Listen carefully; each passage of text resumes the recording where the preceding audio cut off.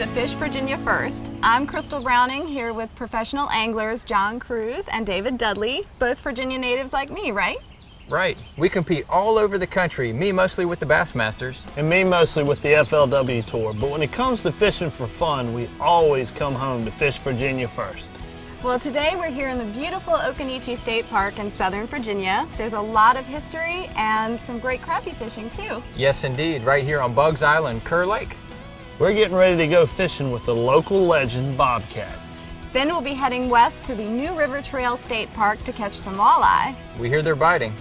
And in between, we'll be talking with NASCAR legend Ward Burton, who hails from these parts, and also runs a fantastic wildlife foundation. This guy is a class act. So some great fishing, some beautiful scenery, a little history, and hopefully some good eating. Stick around and we'll see you in a minute at Bobcat's Bait and Tackle Shop.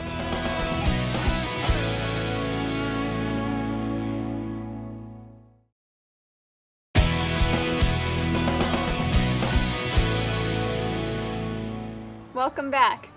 Let's get ready to go fishing, but before we do, let's go inside and meet a local legend, Bobcat.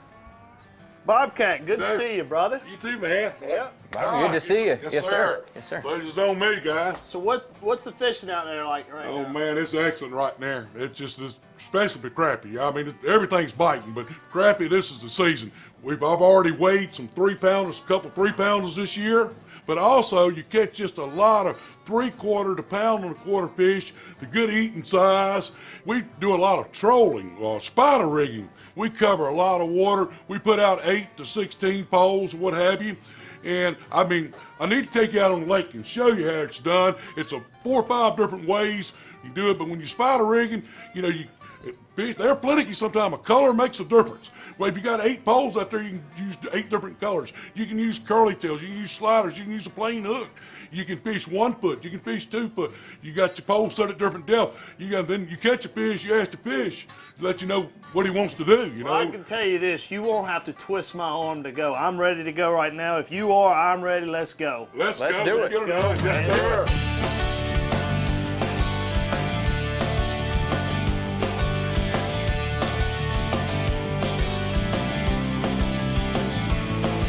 I usually on the outside, I use lighter jigs because they're further away from the boat. If the fish are shallow, the boat won't smoke them.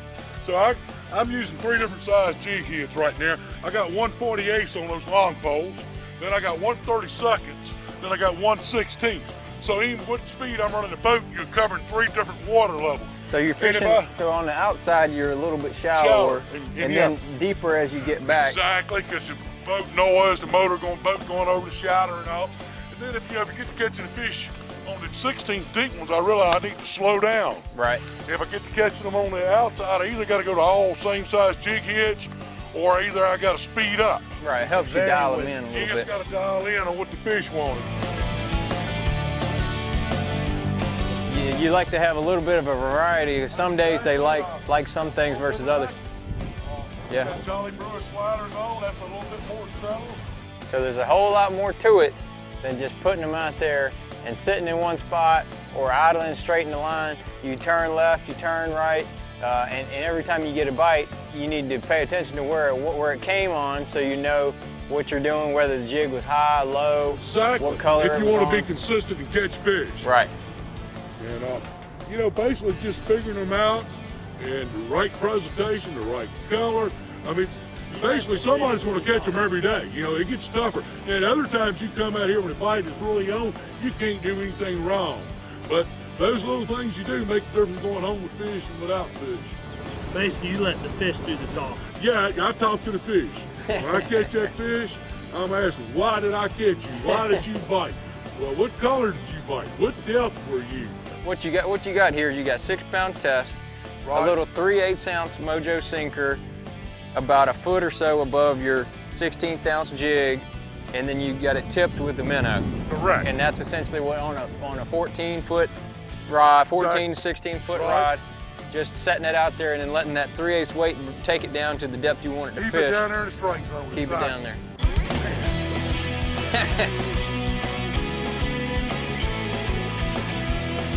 Got the first one of the day right here. Got the ice broken. That's right. Got your little chip going.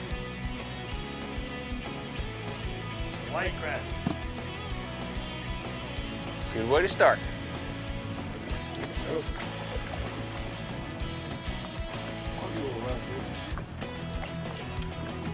Wow, that's a nice one right there. Look at that blue and That is chartreuse nice. is good today. That's right. What a fishery. Woo, look at here. Started talking about state Look park. at here. Oh! Oh, yeah. Uh-oh! Uh-oh! Uh-oh! That's my old watermelon black, I call it. Nice.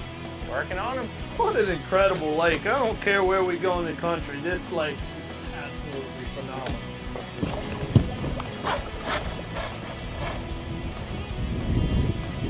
Right. I love this lake. I absolutely love this lake. Bring them on back here. Sir, Look at that slab. Go that's old bobcat color. I'm gonna throw you back so my boy that's 6 years old can come back and catch you sometime or another. Boy, that's a black crappie there.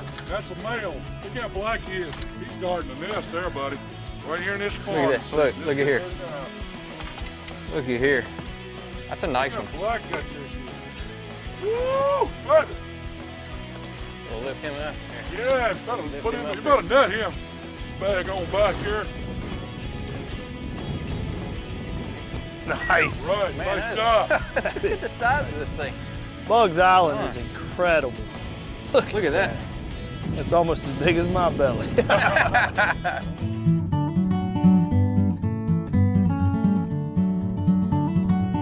I'm now here in the historic and quaint town of South Boston. It's just a short drive from Kerr Lake. Tradition has it that the town got its unusual name in 1773. The man that originally owned the land was so moved by news accounts of the Boston Tea Party that he immediately named his store and the surrounding land South Boston. This is also home to one of Virginia's favorite sons, renowned NASCAR driver Ward Burton. Ward created the Ward Burton Wildlife Foundation, and I'm heading up the road to his place, the Cove, to check it out. Wow, this place is really beautiful. Well, thank you. We work really hard on it. So can you tell me a little bit more about the programs that you do here? Yeah, we've got quite a few. One is called Connect, and what we're trying to do is connect the kids that we know have nature deficit disorder to our natural world, to the importance of our natural resources. We want them to learn about the quality of water, why it's important, the soil, the trees, just all the habitat and the role that we humans play. So can you tell me what inspired you to start the foundation?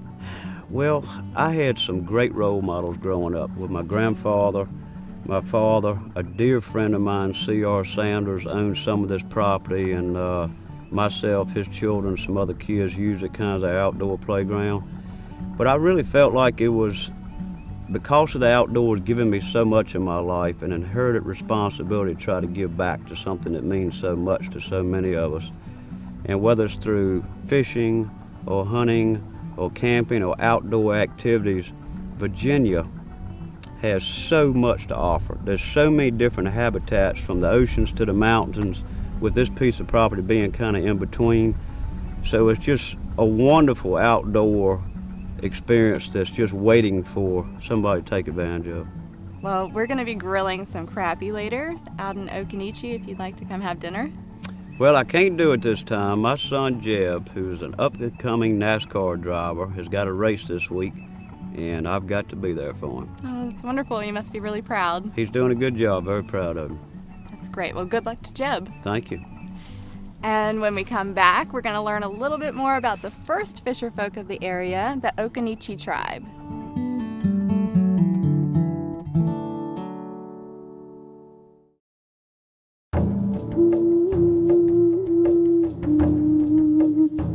The Occoneechee tribe lived on an island near what is now this state park until 1676.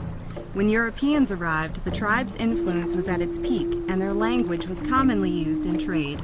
Bacon's rebellion abruptly ended their prominence in 1676. It began when Nathaniel Bacon's plantation was raided by the Susquehannock tribe. Bacon asked Virginia Governor Barclay to retaliate. Barclay denied the request, so Bacon raised a militia in violation of the governor's wishes. In pursuit of the Susquehannocks, the militia encountered the Occoneechee at their island home. Fearing indiscriminate treatment by Bacon's militia, the Occaneechi offered to fight the Susquehannocks themselves, and they won. Upon returning, however, a conflict erupted between the Occaneechi and Bacon's men. This decimated the tribe, but the remaining members bravely persevered and spread throughout the region. They now have a vibrant presence in Alamance County, North Carolina. When you visit this beautiful state park, you might stumble across a little piece of history yourself. Like this arrowhead. Just be sure to leave it for future generations to discover.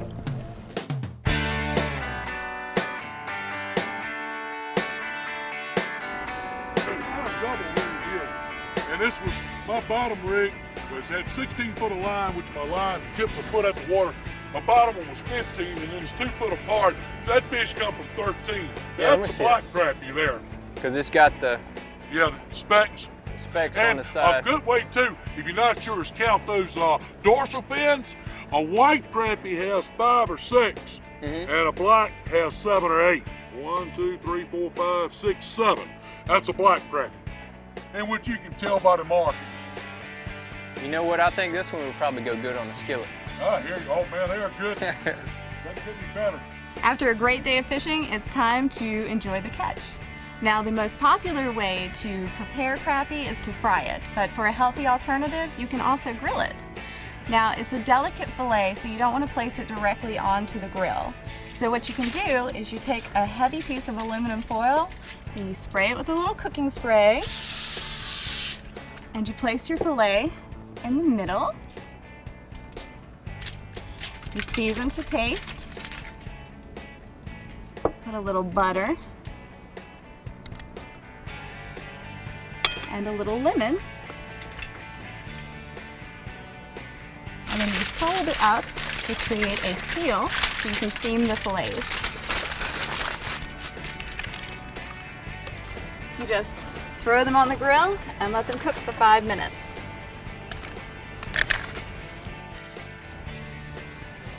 Man, this is good. It is awesome. Very good, but I'm not going to tell you I'm not going to eat it fried, but it is good.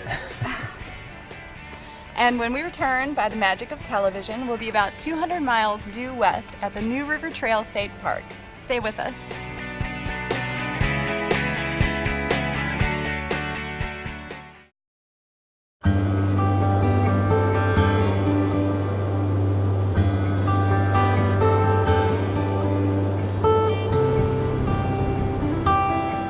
Welcome back. I'm now just a few yards away from the New River, and before John and David show us how to catch some walleye, check this out. The shot tower was built shortly after the Revolutionary War and was used to make ammunition for early settlers. Lead was melted in a kettle at the top of the 75-foot tower, poured through a sieve, and would fall through a shaft into a vat of water beneath the tower to form lead musket balls. This area was serviced by the railroad, and those old rail tracks have been turned into this beautiful bike equestrian trail that's 57 miles long, paralleling the New River. And hopefully John and David are catching some walleye right about now. The state of Virginia is not known for walleye. That's right. Most people think you got to go to New York or go somewhere way up north to catch walleye. They can catch them right here in their backyard and don't even know it.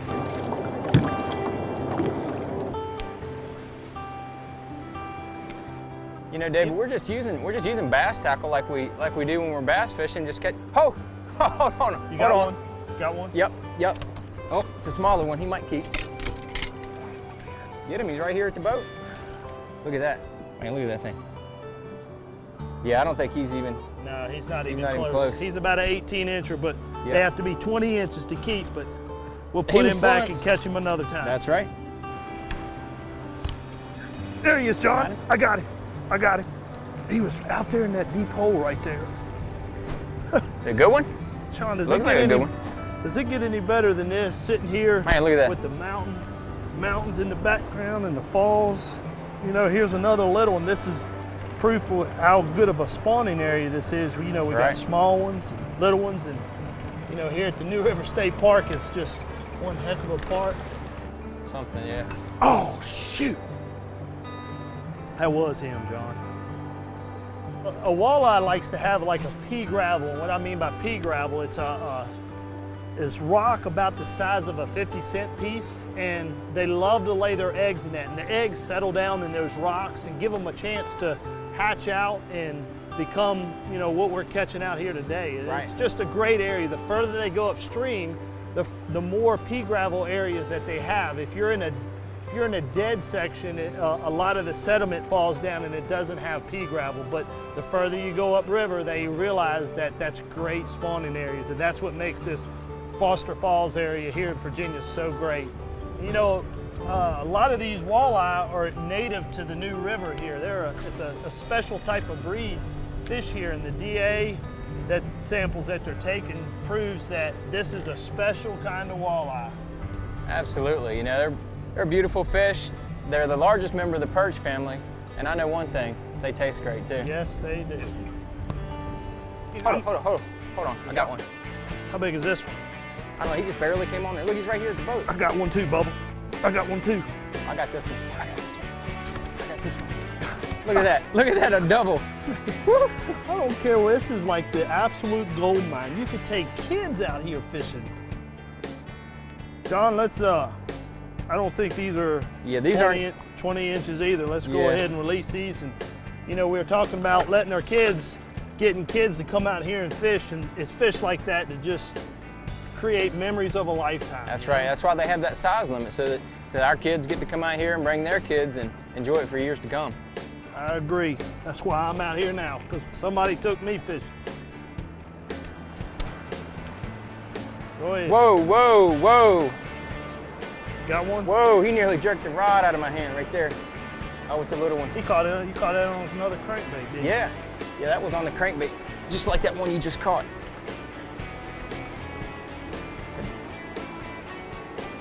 Yeah, sometimes you got to change them up. We're on that little jig head. Sometimes they're on the little crankbait. I think he's just a little short. You throw a couple on the board, you can tell real quick. That one's about 17, 18 inches. Exactly. Yeah, these fish, you see how big their eyes are. I think that's where they get the name walleye. They're notorious night feeders. Those big eyes, they can gather a whole lot of light. So they like to feed at night. But you can catch them during the daytime too. Goodbye. Look, look, look. Look at here. I got one. Look I at got here. one too, Bo. Mine's way out there. Mine's a little bit, mine's not that big. Dude, mine's way out there. Came all the way at the end. I was letting it just kind of drift out there. While you trying to fight that one in, I'm trying to get this one off to get another one. Look at that, look. Man, he just snagged it. I thought he hit it kind of easy. I'm ready to Look get at this another thing. one. Yes, sir.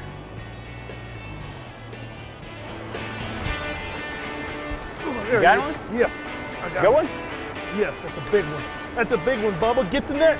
Good God. Look at the size of that thing. Look at that. Hey! Look at Good. that one, boy. That's a stud. Who says Virginia don't have walleye fisheries, man? Man, that is a giant right Look there. how gorgeous that fish is. He's got teeth. A lot of people don't know, but these do have some vicious teeth, so you don't ever want to stick your fingers in their mouth. You know what? Let's throw that one on the grill tonight. How about that? That should be enough for just the two of us That's right right. there. That's plenty enough for me and you. Man, it's been a great afternoon out here on the New River. The sun is starting to go down. We've caught us a bunch of walleye. We got us a big one that's going to hit that grill a little bit later. And I tell you, I think anybody can see why we fish Virginia first. There's no doubt. This is one of the best kept secrets in the United States. Virginia is absolutely top of the list. And I tell you what, I don't know if you've been listening close enough, but my stomach sure is rumbling, and I'm ready to go get some of Crystal's recipe with that walleye. Well, let's do it. Let's go.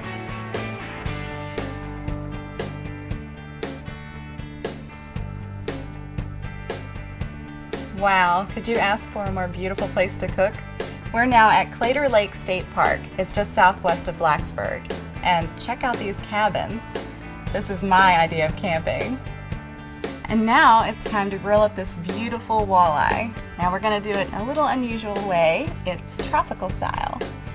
Over medium heat, you wanna take a little bit of olive oil and coat the pan. and you combine your shallots and your garlic. Take a cup of orange juice, pour that into the pan, a cup of white wine.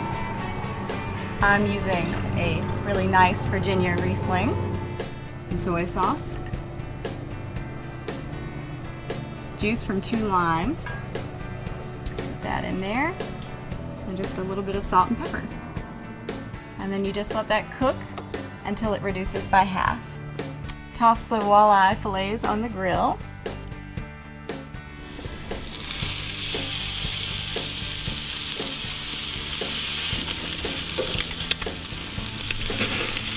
And once the fish is done, plate it up.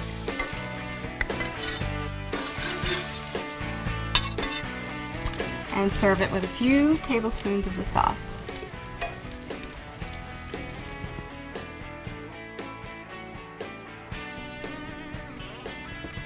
Crystal, this is awesome. Yeah, man, it's good. I'm glad you guys like it.